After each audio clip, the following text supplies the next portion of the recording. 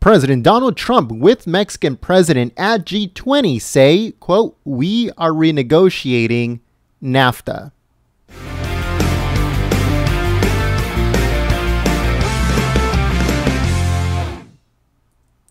Hello folks, my name is Jen. I'm from Golden State Times, and today we have a news story. This one comes courtesy of Breitbart.com, and it says that U.S. President Donald Trump told reporters in a joint statement with Mexican President Peña Nieto on Friday at the G20 Summit that it was a successful day thus far and that they are renegotiating the North American Free Trade Agreement, or NAFTA, and some other things with Mexico.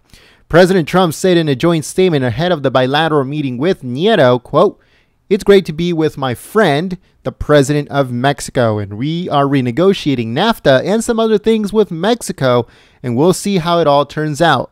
But I think we made very good progress." Nieto followed with saying thanks to those who opened the space for him to meet with Trump. Nieto continued by stating, as interpreted, quote, "I have truly helped us continue a very flow dialogue that will allow us, of course, for the negotiation of NAFTA, to continue working in good terms of cooperation, especially for security and the security of both nations, especially in our borders. And also, of course, working on migration issues, which is a task that both of our nations are occupied, and our administrations are occupied with this issue as well." It goes on to say that the Mexican president added that the administration of both countries have admitted that they are co-responsible for organized crime issues. So someone in the Mexican government, I forgot who it was, said that the United States is the one responsible for the whole issue with the cartels in Mexico. If our country wasn't in such high demand of those illegal drugs, they wouldn't have that issue down there. So they're blaming us, saying that since we consume, the United States consumes so much drugs that it causes trouble in Mexico. But I forgot who it was. It's someone in the Mexican government that came out with that statement, and I thought it was completely ridiculous. But it goes on to say that Trump and Nieto were seated next to one another for a bilateral meeting. They were flanked by their aides during their comments. The two were joined by U.S. Secretary of State Rex Tillerson, who was directly next to Trump, Treasury Secretary Steve Mnuchin, Commerce Secretary Wilbur Ross, National Security Advisor H.R. McMaster, Senior Advisor Jared Kushner, and NEC Director Jerry Cohen were also present. President Trump, who was also asked by AP reporter at the press availability, quote, "Mr. Trump, do you still want Mexico to pay for the wall?" To which President Trump responded, "Absolutely." All right, so you remember last time, okay, President Trump met Nieto, and the liberal media, the mainstream media, kept on pressing on him and slandering him, saying, "Why didn't you bring up the wall with Nieto face to face?" Right? Because they had a Q&A with reporters and it didn't come up. All right. President Trump said, you know what? It didn't come up on this meeting. Other people said that that was a lie. So it was just all in a gray area.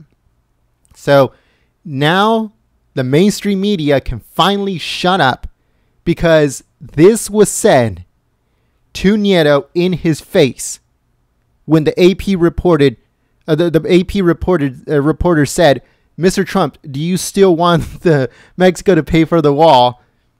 And President Trump said, "Absolutely." All right. President Trump is doubling down.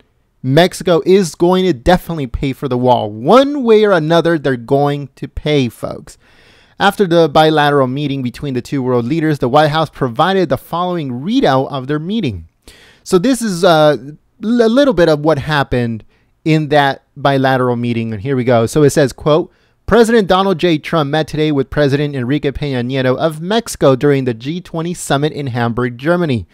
President Trump emphasized the strong bilateral relationship that the United States enjoys with Mexico and noted the importance of renegotiating NAFTA to help workers in both countries. President Trump thanked Peña Nieto for Mexico's partnership in the Central American Conference last month. The leaders also discussed regional challenges, including drug trafficking, illegal immigration, and the crisis in Venezuela. So, like I was saying before, Mexico, in one way or another, they're going to have to end up paying. They are in a lose-lose situation. Not only do we help them when it comes to security, we lend them an immense amount of money. We are their biggest trade partners, even though it's a one-way street. But soon it's going to be a two-way street. But we are basically the lifeline to Mexico. Okay? If something happens between us and Mexico, where Peña Nieto says, you know what, I just don't want to negotiate nothing, I don't want to deal with it or whatever, and we end up having a problem, the only one that is set to lose is Mexico. Mexico will go into such a depression. The country will go into such a depression, it would just destroy the country. So he has to abide by and follow through with everything that President Trump puts on the table. There's no other way around it. Okay?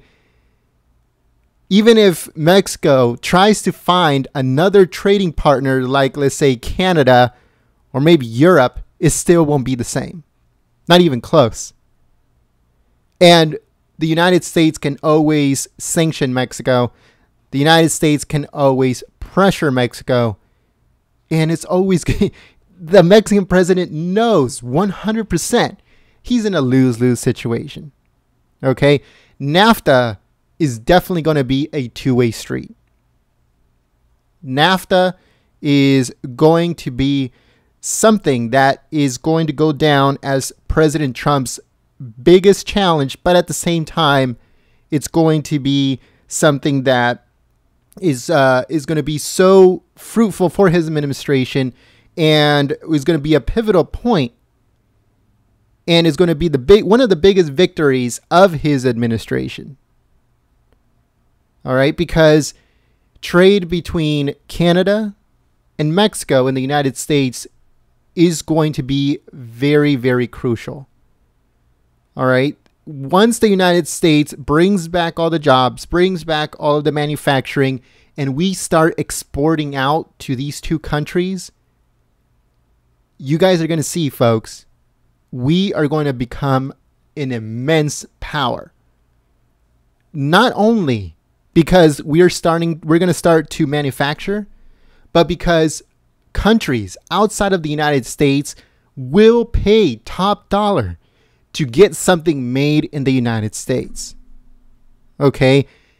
These countries, let's say like Mexico, countries like Japan, China, and stuff like that, they're going to eat this stuff up. Once let's say if we start making iPhones in the United States that has the stamp of made in the USA, they're going to be selling like hotcakes.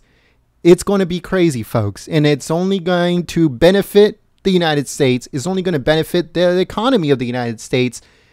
But other countries are going to go crazy over this. Okay, just like Levi jeans in Japan. Those things are extremely expensive for you to buy one that has the stamp of made in the USA. And just like that, that's what's going to happen once we start manufacturing here. But let us know what you guys think about this, folks. Do you guys think that this whole renegotiation of NAFTA is going to go well? What do you think about President Peña Nieto? Is he in a tough situation? Is he in a lose-lose situation? And what do you think is going to happen once we start manufacturing and, all of our stuff is going to be stamped made in the USA? How do you think it's going to sell? Do you think I'm right? Is it going to sell like hotcakes all over the place just because it's made in the United States, not because of the product itself? Let us know what you guys think in the comment section below. And again, my name is Jen. I'm from Golden State Times. We have a whole bunch of live streams that we did earlier and yesterday. If you missed them, they'll be in the description below. It'll also be up on your screen. It's interactive. Click on it and it'll give you the option to go over there and give it a thumbs up and share it along with this video. If you guys liked our report, smack a like on it and also subscribe if you are new. Follow us on social media and check out our website, goldenstatetimes.com. And if you guys want to send us a tip, or if you guys want to, let us know about something that's going on near you or whatever, or you guys have something to show us, go to our website, goldenstatetimes.com/contact, and send it to us. Send it to us. You'll be able to email us on there. Anything that you guys want to say, any tips, anything that has to do with politics or whatever, or if you guys just want to send us an email and let us know about something, then you guys can do it there. Thank you very much, everyone, and I hope to see you guys here next time. Again, my name is Jen. I'm from Golden State Times. Subscribe, and I'll see you soon. Peace.